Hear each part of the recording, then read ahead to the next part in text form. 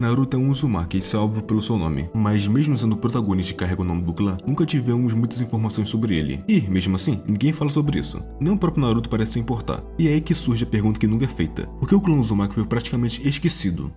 Claro, Naruto nunca soube sobre o seu clã até ele ficar mais velho e principalmente quando conheceu o resquício de chakra de sua mãe que estava selado nele. Eu ainda vou retomar essa informação mais pra frente, porque ela ajuda a explicar um pouco do porquê do clã Uzumaki não ser muito explorado. Sabemos pouco sobre os Uzumaki, e o que sabemos está espalhado ao longo da obra. Mas um ponto importante é que eles têm um parentesco distante com o clã Senju. Tanto os Uzumaki quanto o Senju são descendentes de Ashura, o que explica a força absurda dos dois clãs e também algumas semelhanças entre eles. Um exemplo claro é a quantidade surreal de chakra que eles têm. Eles conseguem usar jutsus que drenariam qualquer ninja comum e ainda continuar de pé como se nada tivesse acontecido. No caso dos Uzumaki, como descendentes mais distantes, o sangue Senju provavelmente se misturou com outras linhagens ao longo do tempo. Essa mistura explicaria algumas das diferenças entre os dois clãs, como o fato dos Uzumaki de sangue puro nascerem com aquele cabelo ruivo, que virou uma assinatura visual deles. A força vital deles também é enorme, o que, graças a isso, eles demoram para envelhecer ou vivem por mais tempo. Não temos uma exata confirmação disso, mas por causa dessa capacidade de viverem muito mais do que o comum, seja de qualquer uma das formas que eu disse antes, Uzushigakure ficou conhecida como a Vila da Longevidade, e mesmo sendo apenas parentes distantes, os Senju e os Uzumakis ainda formaram uma aliança entre eles na era dos estados combatentes, já que o Hashirama estava vivo nessa época e ele queria formar aliança com todos para ter paz. E, graças a essa relação deles, os Senju decidiram simbolizar essa amizade de seus clãs adicionando o brasão, o símbolo do clã Uzumaki, nos coletes da vila, como foi o caso do Hashirama Senju e Mito Uzumaki, que se casaram. É algo que não foi dito na obra, mas é um detalhe interessante que quis falar. Algo interessante deles é que a Tsunade, neta dos dois, tem a linhagem dos Senju e Uzumaki. Sobre a vila desse clã, a Vila do Redemoinho, ou Uzushigakure, era mais isolado que o normal no mundo ninja. Uzushigakure, como o nome sugere, foi a casa dos Uzumaki, onde tem apenas as pessoas do clã lá, diferente de Konoha, que tem vários clãs que moram na vila. A vila em si tinha uma localização mais isolada, o que ajudava a manter uma certa neutralidade e também evitava ataques diretos. Mas, apesar dessa distância física, o nome Uzushigakure era conhecido e temido por todas as grandes vilas. O que deixava isso mais evidente era a reputação dos ninjas de lá. Eles eram especialistas em Fuinjutsu, a ponto de conseguirem criar selos que podiam conter até mesmo um biju inteiro. A força deles poderia ser comparada ao Senju, e justamente por isso, muitos viram a vila como uma ameaça, principalmente as nações que dependiam do poder dos biju como estratégia de guerra. Ter um clã inteiro capaz de selar essas feras mudava completamente o equilíbrio. Esse status faz com que a vila do Redemoinho se tornasse, aos poucos, um alvo, o tipo de ameaça que ninguém declarava como inimiga, mas que todo mundo queria neutralizar antes que fosse tarde demais. Quanto mais tempos eles passavam na guerra, mais os outros se preocupavam com o que eles poderiam fazer. Foi só uma questão de tempo até que a vila fosse destruída de alguma forma. Apesar de ser muito dito que Uzushigakure tenha sofrido um ataque conjunto das nações ninjas, com a Vila da Folha ficando de fora, mas não posso confirmar nada, apesar de teorizar que isso possa ser possível, já que pelo menos algumas nações devem ter feito trégua para terem certeza de acabar com a Vila do Redemoinho apenas por precaução. Mas aí vem uma pergunta que eu tive e talvez você também tivesse: por que a Vila da Folha não ajudou? Se os Uzumaki tinham uma relação tão próxima com os Senju, se até o símbolo deles foi colocado nos coletes de Konoha como um sinal de amizade e boa vontade, então onde estavam nessa hora? Isso nunca foi aprofundado. Não tem nem mesmo uma linha de diálogo sequer explicando essa ausência, o que deixa algo difícil de ignorar. O extermínio dos Uzumaki aconteceu quando o Hiruzen estava no comando. Então, por que ele não foi ajudar de alguma forma? É quase 100% de certeza que Hiruzen conheceu Mito e tenha criado uma amizade por ela ser uma Jinchuriki. Então eles deveriam se encontrar em algum momento. Não só isso, como era a casa antiga de Mito. Ela poderia pedir ajuda para Hokage, ainda mais quando eles eram aliados. Estamos falando de aliados diretos do Hashirama, que era o cara que pregava a união dos clãs e que sonhava com paz entre as nações. Então, como é que eles deixaram os Uzumaki serem exterminados? O que eu consegui pensar foi só que a informação de que os Uzumaki estavam sendo atacados foi intervido pelo inimigo, ou só demorou por algum motivo a informação chegar até eles. Pode ser também que o Senju tivesse desaparecido, já que eles misteriosamente somem na narrativa depois da primeira geração. Não tem representantes ativos como os Uchihas, os Hyugas ou os Naras, o que indica que, naquela época, talvez eles já estivessem em declínio, o que não faz sentido para mim. Se os Senju já não estavam mais ali para intervir, quem da Folha iria se mexer para proteger os Uzushigakure? Eles ainda tinham aliança, tudo ocorreu fora de tela. E está bem, mas nem explicação teve. Só um comentário vago dizendo que eles foram destruídos. O que restou foi um punhado de sobreviventes espalhados pelo mundo.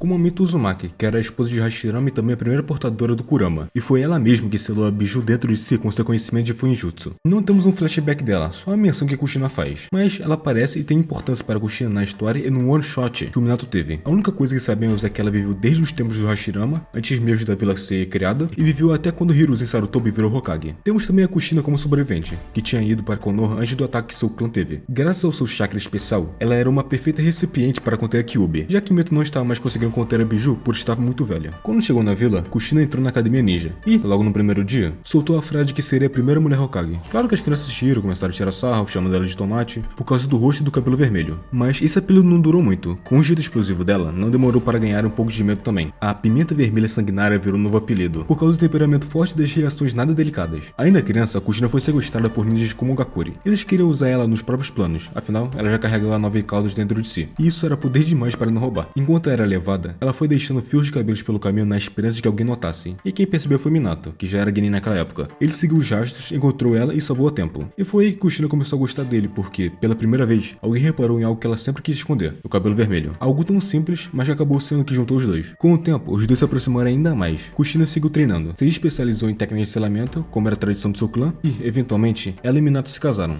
E então veio Naruto. O nome foi escolhido em homenagem ao personagem de um livro de Jiraiya, que acabou virando o padrinho do menino. Durante a gravidez, ela precisou ficar escondida, porque o selo da Kyuubi enfraquecia nesse período. Foi criado todo um plano de segurança, mas não adiantou. No dia do parto, Tobi apareceu do nada. Matou os guardas, sequestrou Naruto recém-nascido e forçou Minato a recuar. Depois capturou Kushina e arrancou a Kyuubi de dentro dela. Mesmo com tudo isso, ela não morreu na hora. O corpo dela ainda resistiu por um tempo, por causa da resistência dos Uzumaki. Tobi soltou a Kyuubi em Konoha, e Minato, depois de resgatar Kushina, levou ela até Naruto. Ali, os dois tomaram a decisão de se sacrificar para proteger o filho e a vila. Minato usou o selo do Ceifeiro da Morte, selando metade da Kyuubi dentro de si e deixando a outra metade com Naruto. Temos também a mãe de Karin, que ou conseguiu fugir no meio do ataque ou não estava lá naquela hora, por isso conseguiu sobreviver. Nagato foi o próximo a nascer da linhagem que vimos em tela. Ele nasceu em Amegakuri, com sua mãe sendo uma Uzumaki, ou pelo menos era da linhagem do clã Uzumaki, já que tinha cabelos vermelhos. Depois de Nagato, só soubemos da existência da mãe da Karin, da própria Karin, que foi pega pelo Orochimaru, feito de experimento e depois sendo deixada como uma guarda ou líder de um esconderijo do Sennin. Depois ficou junto ao Sasuke, formando a equipe que depois se tornou a Taka. E, claramente, temos o Naruto. Poderia-se dizer que Tsunade também é uma sobrevivente bem entre aspas, já que ela tem sangue Uzumaki por ser neto da Mito. Agora, quando a gente fala do clã Uzumaki, não dá para ignorar o quão absurdas são as habilidades deles. Algumas delas já disse, que era a sua força vital ao ponto de conseguir sobreviver a coisas que matariam qualquer um. A Kushina, por exemplo, sobreviveu por vários minutos mesmo depois de ter a Kyuubi arrancada de dentro dela, algo que, para qualquer outro, seria uma morte instantânea. E a Mito Uzumaki, que mesmo velha, conseguiu conter a Kyuubi dentro de si. Isso já diz muito. E com Naruto algo parecido. Mas pode ser também por causa que ele era bombardeado com um pouco do chakra da 9 caudas desde bebê, fazendo com que sua resistência aumente. Mas o fato de conseguir suportar a Kyuubi nele ainda quando bebê já é impressionante. Ainda mais com ele não sendo um Uzumaki puro. Com esse DNA Uzumaki em ação, todos eles iriam ter uma longevidade absurda, regeneração maior e reserva de chakra que pareciam nem acabar. Um chakra tão denso que chegava a rivalizar com os do Senju. A Mito nasceu antes da fundação de Konoha, e ainda estava vivo durante o governo do terceiro Hokage. Isso porque os Uzumaki envelhecem devagar, quase como se recusasse a morrer. O Nagato, que era só uma criança na época, conseguiu suportar ter 2 Rinnegas implantados nele e ainda assim conseguiu usar facilmente as habilidades sem se desgastar pelo gasto de chakra. Para deixar essa resistência deles ainda mais impressionante, Obito implantou os olhos de Nagato, que na verdade eram do Madara, nele mesmo, mas só conseguiu implantar um, mesmo sendo forte, um Uchiha e ter células do Hashirama nele. E quando o assunto é Funjutsu, eles faziam dessa capacidade a principal arma deles. As técnicas deles eram temidas pelas nações. Coisas como o selo de 4 símbolos ou o selo de 8 trigramas que Minato usou para selar Kyuubi no Naruto, nasceram nessa linhagem. O Shifujin, o Ceifeiro da Morte, também foi um jutsu que fizeram eles mesmos. E tem mais, com a relação que o clã Uzumaki tem com Konoha, foi criado um templo inteiro para guardar suas máscaras de selamento, o templo armazenador de máscaras do clã Uzumaki. Ele ficava nos arredores de Konoha e guardava uma máscara específica capaz de invocar o Shinigami, através do jutsu conhecido como Selo do Ceifeiro da Morte e Liberar, e isso sem precisar usar selos de mão, e ainda tem as correntes de selamento adamantinas. Mesmo depois de ter a Biju extraída e a beira da morte, a Kushina ainda foi capaz de invocar essas correntes e manter a Kyuubi presa. E não foi só ela, a Karin também conseguiu manifestar essas correntes. Não sabemos se a Mito conseguiria usar as correntes, mas foi ela que ensinou e treinou Kushina sobre essa habilidade. A Karin, aliás, é um caso à parte. Ela tem uma habilidade que todo ninja sensorial gostaria de ter. Ela consegue sentir chakra com precisão o suficiente para registrar pessoas, medir o poder delas, saber se alguém está mentindo só pelas emoções no chakra, e ela faz isso sem nem precisar mudar o próprio chakra. Além disso, o corpo dela é uma fonte viva de cura. Qualquer um pode morder a Karin e, ao consumir um pouco do seu chakra, se recupera instantaneamente. Mas é claro que temos consequências. Se abusar dessa técnica, pode matar os dois. Foi assim que a mãe dela morreu. Pelo menos foi isso que foi dito naquele filler da Karin. Para completar, ela ainda consegue suprimir totalmente o próprio chakra, desaparecendo até para sensores mais habilidosos. E é aí que vem uma coisa estranha sobre o nome Uzumaki. Ele foi fundamental para a história de Konoha, mas mesmo assim, ninguém parece saber disso. E não tô falando de antes do Naruto virar herói. Mesmo depois disso, o nome ainda é uma história para a maioria. E sim depois de ter tido a Mito e a Kushina na vila e também até antes, com a parceria dos Uzumaki com a Vila da Folha por causa do Senju. Se eles eram tão próximos e tinham pessoas importantes na vila, não tinha livros, pergaminhos ou coisa assim na vila, ou até mesmo sendo ensinado sobre o Uzumaki na Academia Ninja? Sério, se um clã tão grande assim foi tão importante no mundo ninja, já que eles criaram vários selos de Funjutsu, e com certeza devem ter tido selos vazados pelo mundo depois do ataque que eles sofreram, e mesmo assim não foi ensinado nada, nada. Mito foi a esposa do primeiro Hokage e a primeira portadora da raposa. A Kushina manteve a Kyuubi instalada por anos depois de Mito. Mas mesmo assim, o clã parece só ter realmente existido depois do Naruto ter conhecido seus pais com o resquício do chakra que deixaram nele. Não faz sentido apagar um clã que foi peça-chave na fundação da aliança entre vilas, na contenção das Biju e no próprio sistema ninja. Claro, os Uzumaki nunca foram o foco principal do anime, porque até mesmo Naruto nunca teve interesse neles. Mas mesmo assim, Kishimoto criou todo um passado interessante para eles, mas nem foi usado. Naruto que reconstruiu o legado sozinho. E agora só temos o Boruto, a Himawari e a Karen, que ainda está viva, que carregam o sobrenome Uzumaki além do Naruto. Se não fosse pelos resquícios de chakra que Kushina tinha no Naruto, não teríamos nada sobre o clã Uzumaki. Isso me faz pensar que o reencontro do Naruto com sua mãe foi apenas para fazer um momento emocional e explicar superficialmente sobre o clã do protagonista. E isso finaliza a história do clã Uzumaki. Curta, compartilhe, se inscreva, obrigado por assistir e nos vemos em outro vídeo.